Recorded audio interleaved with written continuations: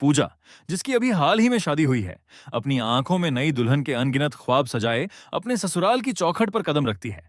लेकिन शादी की पहली ही रात उसके साथ कुछ ऐसा हो जाता है जो उसकी आत्मा तक को हिला देता है। एक ऐसा डरावना सच जिसकी उसने कभी अपने सबसे भयानक ख्यालों में भी कल्पना नहीं की थी। डरी और टूटी हुई पूजा जब अपनी आखिरी आस लेकर अपनी जेठानी कमलेश के पास हिम्मत करके अपना दर्द बताने जाती है, तो उसे सहारे के बजाय चेहरे पर एक तेज थप्पड़ मिलता है। पूजा जमीन पर गिरकर फूट फूट कर रो पड़ती है। आखिर एक नई दुल्हन के साथ इतना बड़ा धोखा और अत्याचार क्यों हुआ? ये कहानी आपको अंदर तक झकझोर देगी और अंत में एक गहरी सीख भी दे जाएगी। लेकिन इस खौफनाक रात तक बात आखिर पहुंची कैसे? इसके लिए हमें कहानी को थोड़ा पीछे ले जाना होगा। इस कहानी का असली केंद्र है कमलेश। कमलेश एक जिम्मेदार गृहिणी है जो एक पूरे परिवार की जिम्मेदारी संभालती है। उसके परिवार में उसका पति, एक छोटी बेटी, सास ससुर, एक शांत दादी और उसका देवर अरुण शामिल है। कमलेश के लिए अरुण सिर्फ देवर नहीं बल्कि अपने बेटे से भी ज्यादा प्यारा है। समय धीरे धीरे आगे बढ़ता है। अब अरुण जवान हो चुका है और पूरा परिवार उसके लिए रिश्ता देखने निकलता है। जिस लड़की को देखने वे जा रहे हैं उसका नाम है पूजा। इंग्लिश ऑनर्स में बीए कर चुकी पूजा अपनी बातों और आत्मविश्वास से सबका दिल जीत लेती है।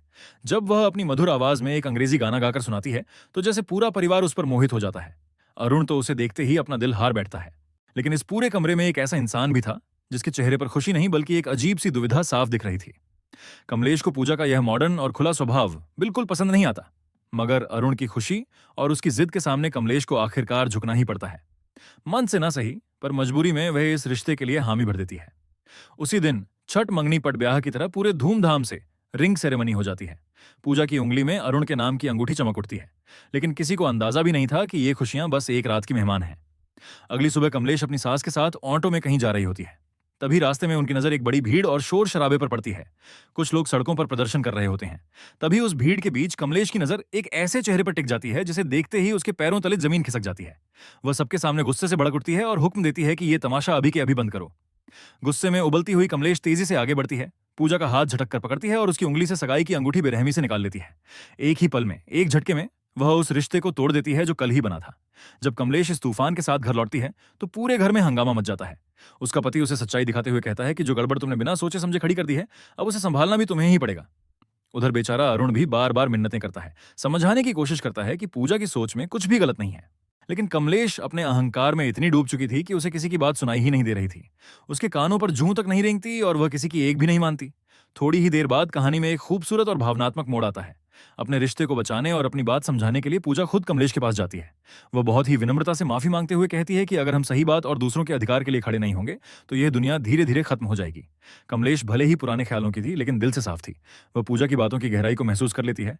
उसका दिल पिघल जाता है और वह हल्की मुस्कान के साथ कहती है कि मुझे बातें थोड़ी देर से समझ आती हैं, लेकिन जब एक बार समझ आ जाए तो मैं हमेशा सही का साथ देती हूँ। ये कहते हुए कमलेश पूरे सम्मान के साथ वह अंगूठी वापस पूजा को लौटा देती है। आखिरकार शहनाइयां गूंजती हैं और अरुण व पूजा शादी के बंधन में बंध जाते हैं। लेकिन शादी की इस चमक दमक के पीछे एक समस्या छिपी हुई थी। शादी वाले दिन ही पूजा की तबीयत बहुत खराब थी। तेज बुखार और बदन दर्द ने उसे पूरी तरह तोड़ दिया था। फेरों के समय भी वह दवाइयों के सहारे मुश्किल से खुद को संभाल पा रही थी। सभी रस्में पूरी होने के बाद वह रात आती है जिसे हर नई दुल्हन अपनी जिंदगी की सबसे खास रात मानती है, सुहाग रात। अरुण कमरे में आता है और थोड़ी बहुत औपचारिक बातचीत के बाद धीरे धीरे पूजा के करीब आने लगता है। पूजा, जो पहले से ही दर्द और बुखार से बेहाल थी, साफ शब्दों में अरुण से कहती है कि उसकी तबीयत बहुत ज्यादा खराब है। उसे तेज बुखार है और पूरा शरीर दर्द से टूट रहा है, इसलिए आज वह कुछ भी नहीं कर पाएगी। लेकिन अरुण पर जैसे वासना और पति होने के अहंकार का नशा चढ़ चुका था, उसने पूजा की एक भी बात नहीं मानी। पूजा के बार बार गिड़गिड़ाने, रोने और मना करने के बावजूद अरुण ने अपनी मर्दानगी के अंधे घमंड में उसके साथ जबरदस्ती की। नई दुल्हन के वे सुनहरे ख्वाब उसी बिस्तर पर बेरहमी से रौंद दिए गए। सुबह की रोशनी कमरे में जरूर आई, लेकिन पूजा की जिंदगी में हमेशा के लिए अंधेरा छा गया था। वह दर्द और सदमे में सिसकते हुए लगातार रोती रही। अरुण उसे शांत कराने की कोशिश करता है, जैसे कुछ खास हुआ ही ना हो।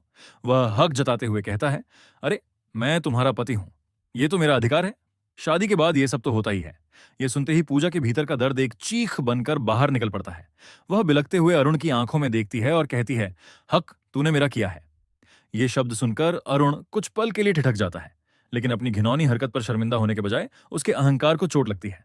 वह गुस्से में उबलकर कहता है, अगर तुझे लगता है कि मैंने गलत किया है तो जा बाहर जाकर सबको चिल्ला चिल्ला कर बता दे।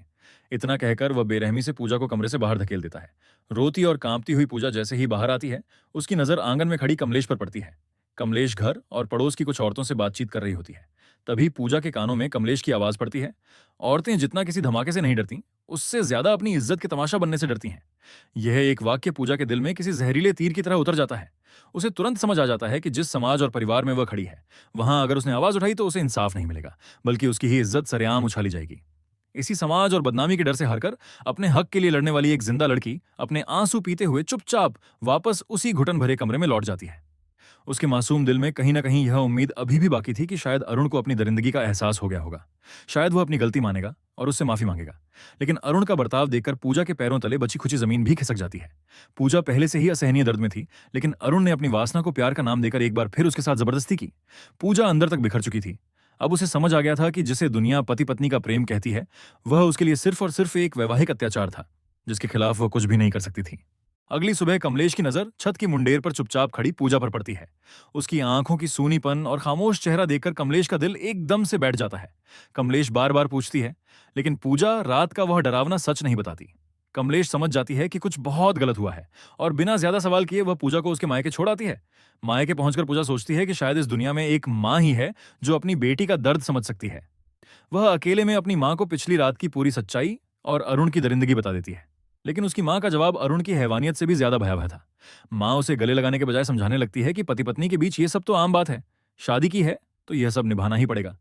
इसमें मना करने जैसी क्या बात है? इसी से तो घर परिवार और वंश आगे बढ़ता है। अपनी ही माँ के मुंह से यह शब्द सुनकर पूजा स्तब्ध रह जाती है और जो थोड़ा बहुत सहारा बचा था उसे भी माँ इमोशनल ब्लैकमेल करके खत्म कर देती है। घर की गरीबी का हवाला देकर वह पूजा को तुरंत ससुराल लौटने के लिए मजबूर करती है। यहां तक कि धमकी देती है कि अगर वह वापस नहीं गई तो वह अपनी जान ले लेगी। अपने ही लोगों से मिले इस धोखे के बाद पूजा के पास कोई रास्ता नहीं बचता। वह एक जिंदा लाश की तरह कमलेश के साथ वापस जाने लगती है। रास्ते में एक जगह वॉशरूम जाने का बहाना बनाकर पूजा ऑटो से उतरती है। यही उसकी जिंदगी का सबसे बड़ा फैसला होता है। वह पीछे मुड़कर नहीं देखती और वहां से चुपचाप भाग जाती है। कमलेश उसे पागलों की तरह हर जगह तलाशती है, लेकिन पूजा का कोई पता नहीं चलता। जब कमलेश घर लौटकर यह खबर देती है तो पूरे परिवार में हड़कंप मच जाता है। सब उसे ढूंढते हैं, लेकिन वह जैसे हवा में गायब हो चुकी होती है। आखिरकार कमलेश हारकर पूजा की दोस्त सोना को फोन करती है, जो एक एनजीओ में काम करती है। सोना कहती है कि उसे पूजा के बारे में कुछ नहीं पता, लेकिन वह उसे ढूंढने की पूरी कोशिश करेगी। आखिरकार सोना की तलाश रंग लाती है। वह पूजा को एक सुनसान पार्क के कोने में चुपचाप बैठा हुआ पाती है, जैसे कोई डरी सहमी बच्ची अकेली रह गई हो। जब कमलेश वहां पहुंचती है तो पूजा हिम्मत करके उस खौफनाक रात की पूरी सच्चाई और अरुण की दरिंदगी उसके सामने बयां कर देती है। लेकिन सालों से अरुण को अपने बेटे जैसा पालने वाली कमलेश का अंधा भरोसा सच्चाई से भी भारी पड़ जाता है।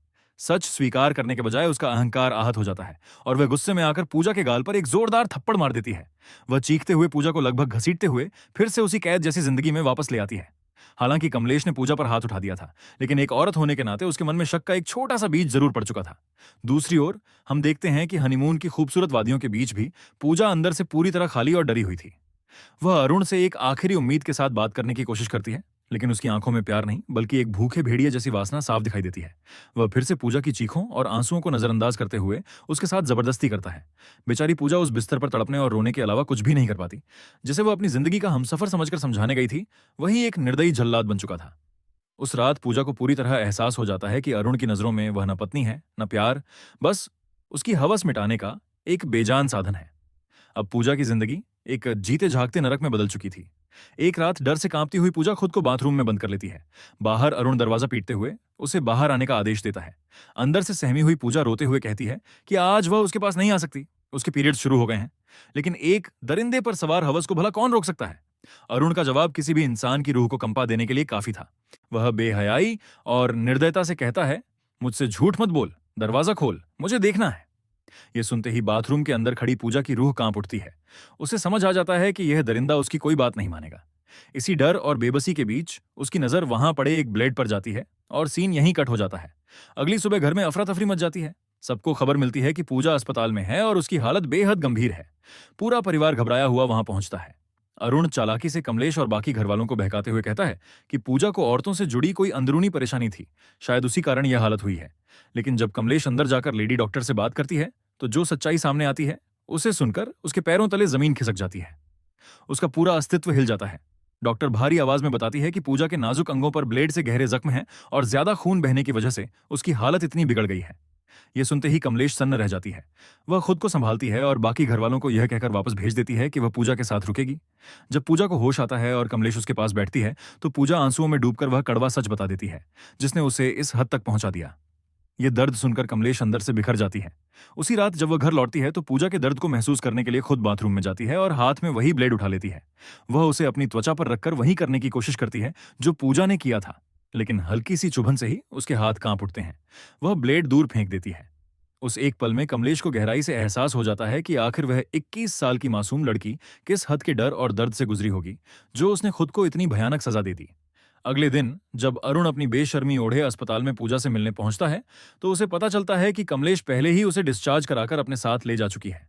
अपनी पत्नी की इतनी गंभीर हालत के बावजूद उस नासमझ इंसान के दिमाग में सिर्फ एक ही बात चल रही होती है। वह बेहयाई से लेडी डॉक्टर से पूछता है, अब मैं अपनी पत्नी के साथ करीब आ सकता हूं ना? ये घिनौना सवाल सुनते ही डॉक्टर का खून खौल उठता है।